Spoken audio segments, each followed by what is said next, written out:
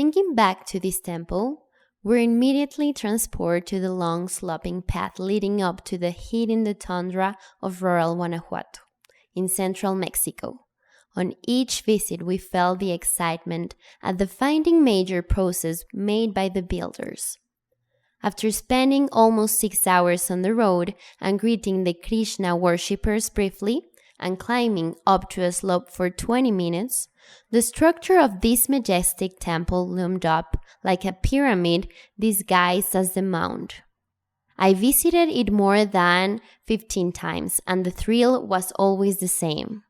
This was all happening during the 2014 World Cup in Brazil, and the match commentaries made our trips more fun, especially if Mexico was playing. At the end of the construction phase, Andrea and I were so enthusiastic that we put on builders' clothing and got stuck in. The community's decision to hire us was definitely because they saw the attitude from two architects who weren't even followers of their religion. On the first day, when we were showing our ideas, the Hare Krishna community invited us to a house that they were renting a few minutes away from the site where we would later build the temple. The house was a kind of bland, lower-middle-class suburb in the town of Cuerámaro, and yet this was the site for the temple for years. Seeing their current surroundings, with their industrially produced ceramic tile floors and coarse concrete plastered walls, they were excited about the move for good reason.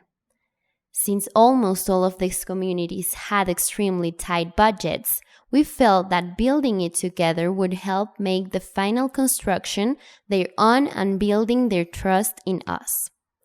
That day, we all left the meeting feeling happy. To be frank, our participative strategy might have ended up in disaster were it not for Maestro Ramos, Marcelino, and El Chavero, all brothers and professional builders who work on the project full-time. We had recently finished working with them on a social housing project in the mountains region of Guerrero, a highly risky project in one of the largest poppy-producing areas in the world, so we already had immense faith in them. Who would have guessed that we would end up shifting from such a perilous location to the peaceful asylum offered by the Hare Krishna community?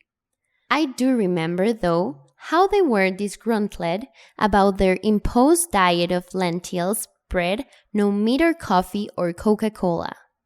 After a few weeks, the strutty Maestro Ramos had fallen ill with diarrhea for the first time in years.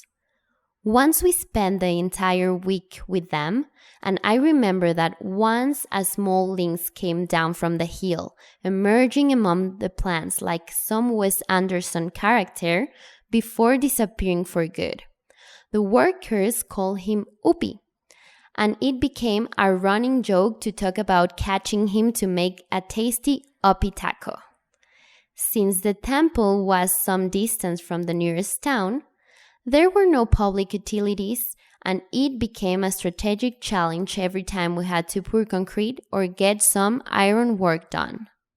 Our time spent with the community was so unusual and we had nothing else to do, so our notepads were soon filled with sketches of the same ideas drawn over and over again. The temple ended up working as a threshold.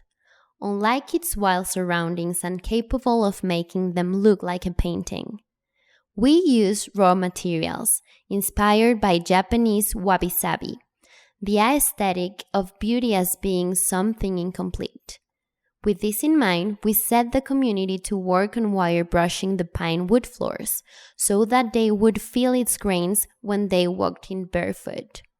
The clay roof, exposed brick walls, and pine flooring also simply gave the inner sensation that brought to mind the Krishna clothing and chanting. You could almost say we became devotees to the design of this small space. There was no better way of connecting to a religion that we did not believe in, showing that the manifesto of building contains an immensely powerful metaphor of existence. This was our first brainchild.